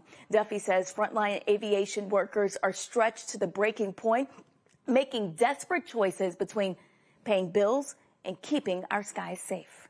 Roland? All right, Brittany, we appreciate it. Thanks a bunch. All right, y'all. So Brittany was just talking about what's happening in Maryland. Oh, my God. Y'all know I love me some Sin Louise Lucas. Oh, my goodness. And so the Republican in Maryland, Brittany referenced, the Senate president, made this statement that, in terms of, these districts were fair. And so this was the tweet, y'all. This is so funny. So Bill Ferguson posted this tweet. He goes, tonight's resounding Democratic victory shows we don't need to rig the system to win. When we provide a better vision about the future, lower costs, better services, and real solutions to protect against Trump, voters overwhelmingly choose our leadership. Well, Louise Lucas, Niambi, she didn't let news. No, go back. Please, stay on it. She goes, get our victory in Virginia out of your mouth while you echo MAGA talking points, grow a pair, and stand up to this president. This is just embarrassing. See, that's the kind of energy, Niambi, I need. Here's Louise Lucas telling this Democrat in Maryland, stop punking out. Mm-hmm. Well, look, the only reason the rule of law matters is if people respect it. And I think what people are sick of, and this again is why the Democrats who won in some of those places won, is because they're tired of this sort of mealy-mouthed kind of politics where we do the right thing, right? When they go low, we go high. People are sick of it. People want some fight, right? People want someone to look like they're trying. This is why Gavin Newsom and Prop 50 have resonated with people, because it's like, you know what? They play dirty, we play dirty. Now, whether this is a good strategy or not, is beside the point. It's what people want to see. People want to know that when we are in a gunfight, you're not bringing a knife. This is a slugfest. And if you're just going to keep speaking in platitudes, what are you really doing here? Are you up for the fight? Because the Republicans brook no punches and they don't do half measures. And so you need to be talking about this redistricting the same way they talked about the Department of Education for some people. And that's, I think, a point that is often missed, right? Whether you agree is beside the point. But do you look like you have some fight in you? If it's not redistricting, what is the alternative? Well, here's what I also love about Louise Lucas. So, Cameron, yesterday, a lot of these right-wingers were trying to say that embattled candidate Jay Jones, who won, who beat Jason Mayars, said that he was, trying to kick a dog. Well, actually, he wasn't. What he was doing was he was trying to kick a leaf away. All right? So check this out. So Louise went ahead and just posted this video here of, Jay kicking her opponent. Listen, watch this.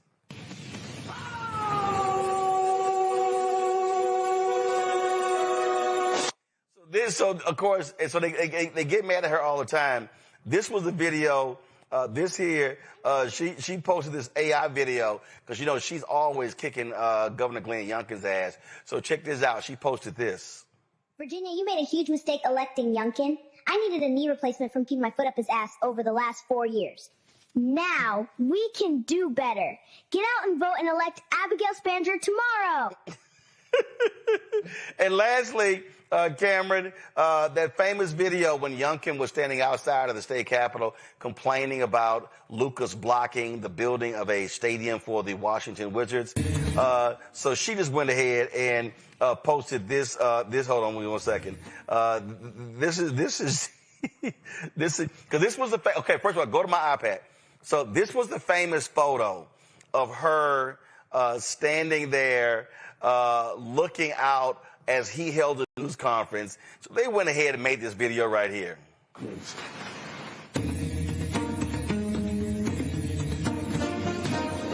See, that's what I'm saying, Cameron. That's how, when you an 82-year-old black woman who knows how to use your power, she don't give a damn.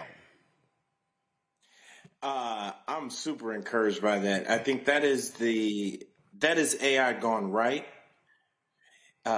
We've seen so much AI go wrong, used for misinformation. What I do appreciate what she's doing with her content and with her voice and her platform is she understands people want to be entertained. And if I'm scrolling and I got to see this talking baby, or I got to use the little app that makes me dance, at least it gives people a little chuckle and joy, but it also gives people a little bit of nugget of information, or it alerts them and makes them more aware in real time. So I hope people understand the balance she's striking with the content, but it actually made me chuckle as well. Listen, she don't give a damn. And this actually was the original video when she posted on Twitter. This was March 7, 2024. Even when I was close to the feet, I rose to my feet. So this here was the video. Youngkin was sitting here complaining outside of the Capitol, and then the cameraman had one job, and he did it. Let's go ahead and pan over here to Louise. Oh, I love it. I love it. But Rebecca, I love the fact that she went after the Senate president in Maryland by saying, grow a pair. Did the Senate president actually whip his caucus to see if they were on board with his point of view? I don't know what he did. And here's the other thing. Can I just say one petty thing about Virginia? So apparently the lady who snitched and Jay Jones also lost. All right, hold on. Who's typing? We can hear all that typing. All right, go ahead. All right, Cameron, stop typing. We can pick it up. We can hear you. It's picking up all that typing, bruh. Go ahead, Rebecca. Okay, so the lady who snitched on Jay Jones and revealed the text message exchange. Oh, yeah. The controversy. She lost last night. Oh, hold on. Well, hold on. Glad you hold up. She posted something for that, too. Here you go. She posted this. Virginia is for lovers, not snitches.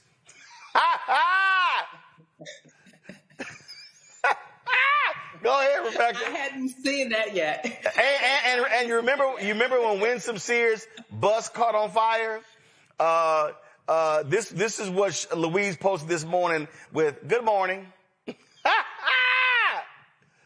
Oh, I love the petty. I love it. Okay, go ahead. Roland, this is why I call responsive politics. If you want to get people engaged, then you got to get engaged and you got to be real about it. And guess what? A lot of people are petty. And when it comes to what's happening in our politics, some people need to respond by being petty, so I'm here for it. Oh, absolutely. I mean, I love it. But, yo, I got to admit, that was cold. Virginia is for lovers, not snitches.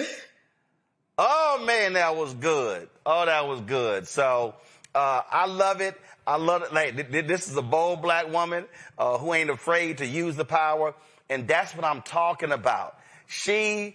Listen, when I had on the show Monday, she said, that's right, my knee feeling better. She said, my leg feeling good because I had my foot up Glenn Youngkin's ass. And we were in a church. She don't care. I love it. I love it. I love it.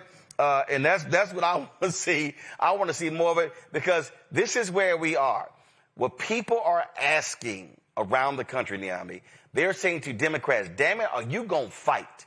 Are you going to swing? If you're going to lose, damn it, at least lose fighting. But don't sit here and be all weak and silent about this thing.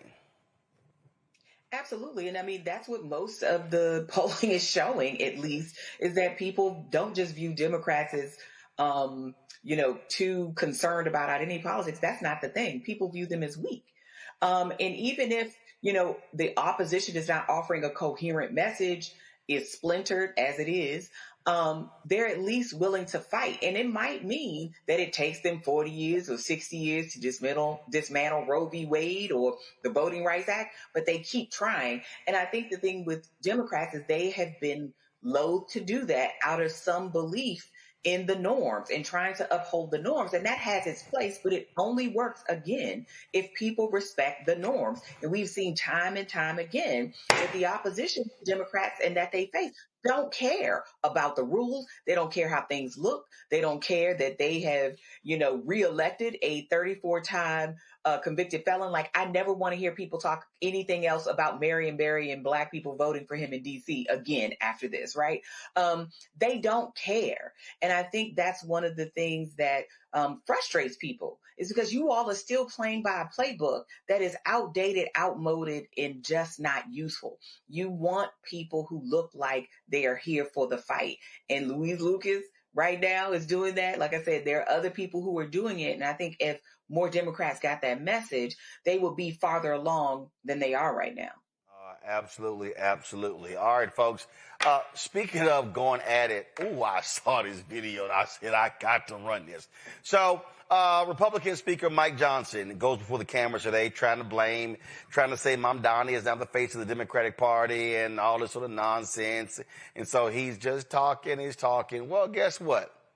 Democratic Congresswoman Chrissy Houlihan of Maine, she said, you know what? Damn that. I'm going to let his ass know I'm here. Go ahead and roll it. Thank you. Okay, questions? Yes, go ahead. I've called on somebody else. Go ahead. We're having a press conference. Thank you. Go ahead.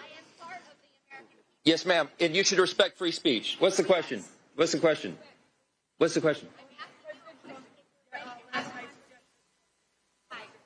I can't hear you because we have someone who doesn't respect the rights of their colleagues over here.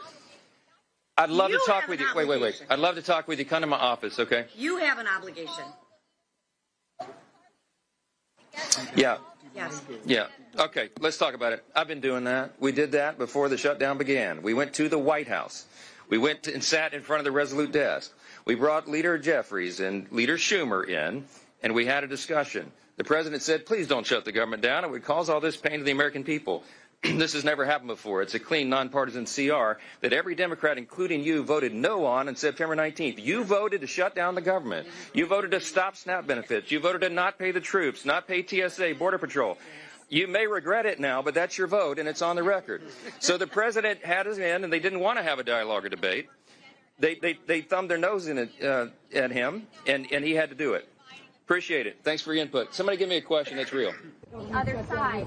You represent I can't hear you because we have someone who doesn't respect the rights of their colleagues. You have an obligation not just to speak. I'd love to talk with you. Wait. I'd love to talk with you. Come to my office, okay? You have to call the leadership of both parties and bring us together and solve this problem together. Okay, let's talk about it. I've been doing that. We did that before the shutdown began. We went to the White House. We went and sat in front of the Resolute desk. We brought Leader Jeffries and Leader Schumer in, and we had a discussion. The president said, please don't shut the government down. It would cause all this pain to the American people. See, to me, that's what you do, Rebecca. Say, damn, I ain't going to make your shit comfortable. I'm going to make it uncomfortable. I'm down with her. Show up at every Mike Johnson news conference. Say, hey, you lying? It was like when Trump came to NABJ. I said the night before, I said, Donald Trump started lying, I'm going to say his ass a liar. And when he was there, people were like, Roland, was that you? I was like, that was me going, he lying. He lying. That's a lie. That's a lie. That's what I need to see, Rebecca. And look what we saw next. When Capitol Police approached her, she showed them her congressional pin and said, I'm a member of Congress. And guess what they did? They backed off. Turn they punk asses around. Yes, I need members of Congress to use their privilege here. Look, this isn't the streets of New Jersey where it's ICE agents who aren't respecting the rule of law. This is still Capitol Hill. And that Capitol Hill police force, they understand who supports them and who doesn't support them. So at the end of the day, I need every member of the opposition to do this each time you have the speaker trying to subterfuge and not answer questions on what's really happening for the American people. Cameron? No, this was a great example, and this is a great example of how to use that congressional privilege. We hear so many people who say they want to see our leaders fighting back, but they don't see everything that happens in every corner of America when they may be in their own districts. But when you have all the cameras of the country focused on the Speaker of the House, and for you to be able to yell out he's lying, peacefully demonstrate, maybe not so peacefully demonstrate, to cause a ruckus, to make sure your voices are heard, that is exactly how they need to go about doing it. And then if they were smart, they'd have more members out there calling out the lies, and immediately once it's over, hey, press, come over here and talk to us. This is actually what he was lying about, and continue that. But people need to see way more of that, and way more of that direct confrontation, especially in these times. Yambi? Absolutely. I mean, decorum for what? This is not the time to be polite. People are hurting. People are hungry. People are tired. People want to be productive. People want to be paid for the labor that they're producing. This is the time to actually show up and show out for real, right? Make your voice count. Make it worth something. And again, you're not passing bills right now. You're not doing anything else. Why not be in D.C. applying pressure to Mike Johnson and his cronies who would sit there and tell a lie like, well, we asked them not to, and we told them that this would hurt the American people. The pain is the point. That's why they keep doing stuff like this. That's why they have ICE in the streets. That's why they're deploying National Guard in contradistinction to what the mission of the National Guard is. That's why they're denying FEMA funds to Maryland for assistance with flooding, right? That's why they're doing all of this stuff. So they absolutely need to have more of a presence at all of these events. I mean, the time for acting like this is business as usual and this is normal time is way overdue. We need to leave that behind. Absolutely. And last story before we go, I got to talk about this here. Shout out to the black folks in Mississippi. Last night, Absolutely. 2 black state senators were elected. Republicans no longer have a supermajority there. That's now 36-34. They now have to negotiate and work with Democrats on various measures. This is from the Mississippi Free Press. Mississippi Democrats break Republican Senate supermajority. We are a battleground state. You look at this story right here. This was absolutely historic. Johnny Dupree, he of course was one of the folks. He won Senate District 45, and then also Teresa Gillespie Isom won as well.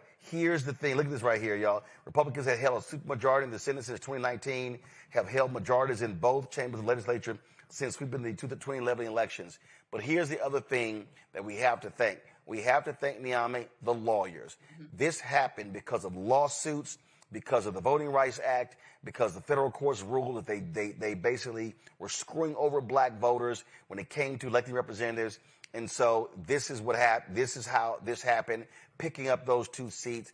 That's huge, huge, huge. And of course, the two Democrats, including one African American who won the Public Service Commission job in Georgia, same thing as well. And so we really have got, and this, we talk about this all the time. This is not just about voting. It's not just about marching and protesting. You got to have a legal strategy, a political strategy, a citizenship education strategy in order to win. Niamey, you first.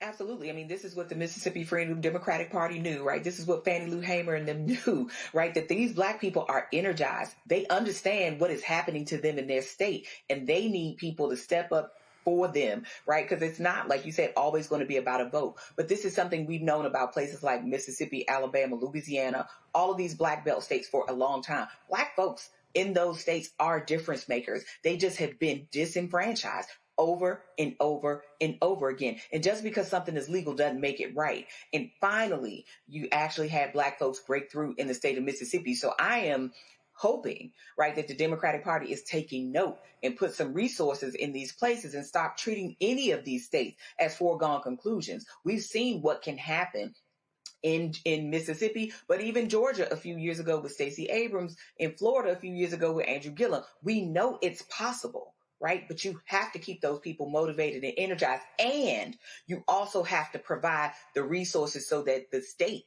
and the apparatus of the state doesn't continue to disenfranchise and really screw over the black voters in those states, because they really are a sleeping giant in that state. When you think about their youth and their coverage in those states, those black folks are a power to be reckoned with, not to mention all the students in those states. You mobilize those sectors of those electorates, and those places are real power brokers. Absolutely. Cameron?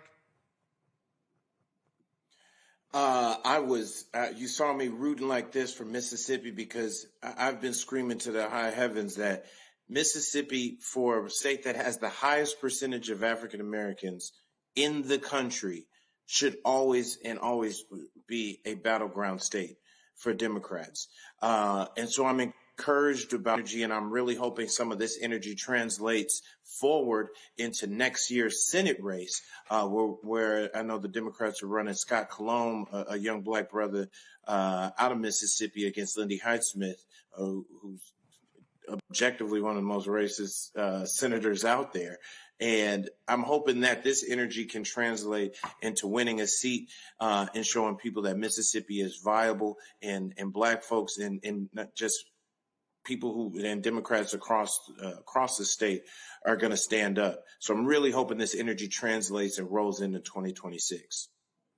Rebecca?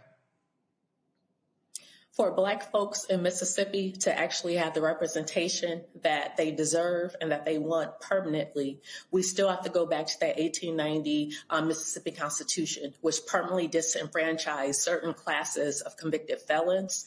And they picked and chose 23 felony crimes that black people were more likely to be convicted of. Not that black people are more likely to actually do and perpetrate, but these are the things in which black people can more easily be convicted on in the state of Mississippi.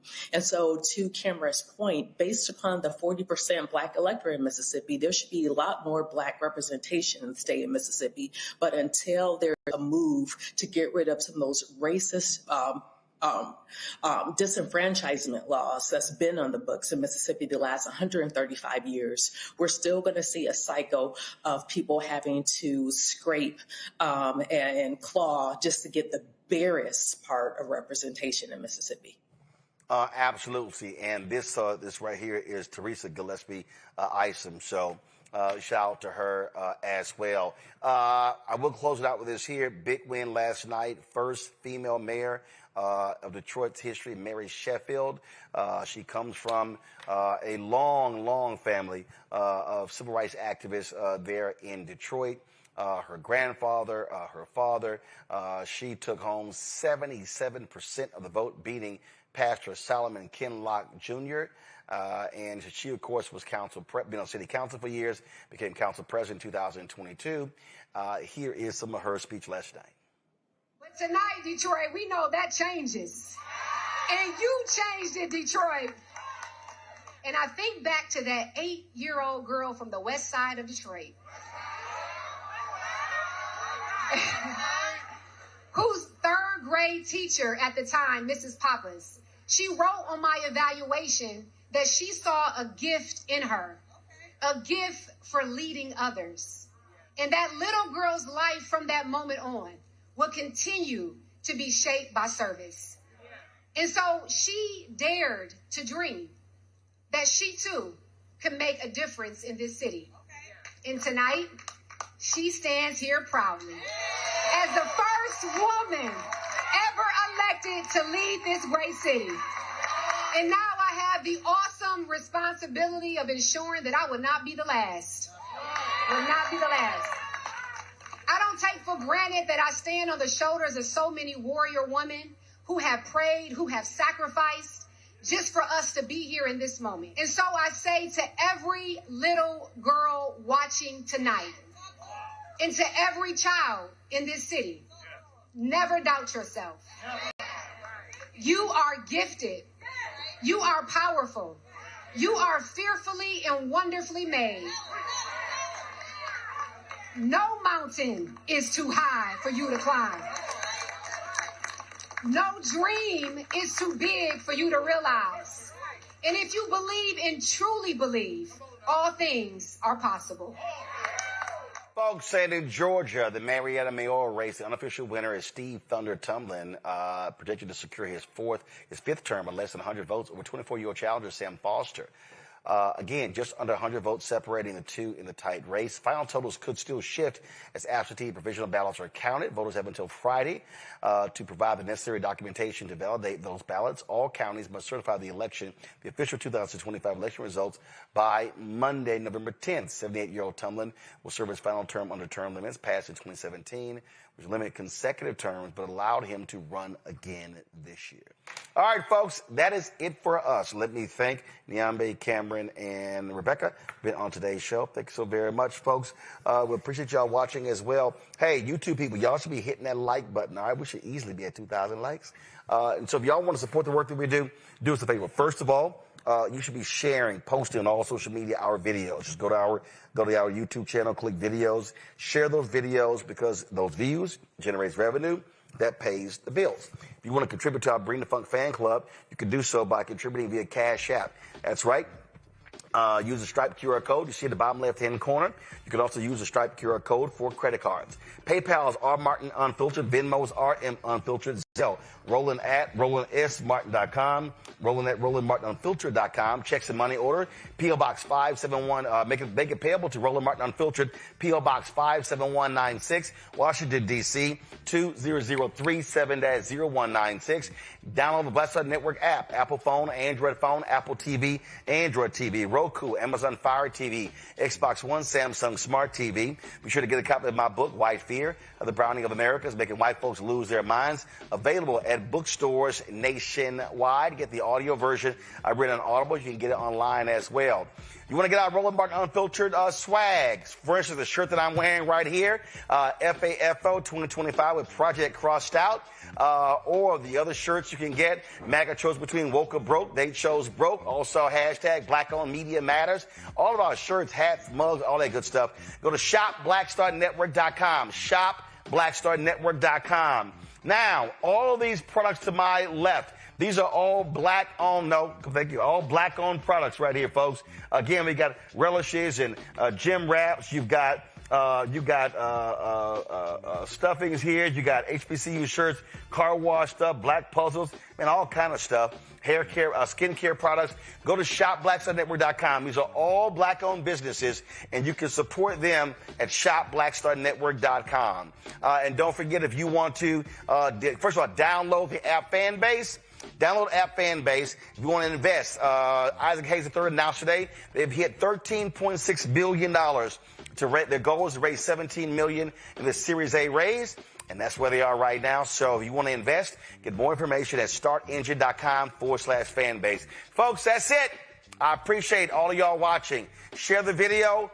Tell people to watch the rebroadcast, support this show, because ain't nobody else doing what we do here at Roland Martin Unfiltered and the Black Star Network. We got some new shows coming along. We got some new products coming along. We're going to be on the road next year as well. And so one of the reasons why we want you to give, we're looking at making some additional hires. And so this is all about improving what we do and expanding the news and content that we share with you, including retooling BlackStarNetwork.com.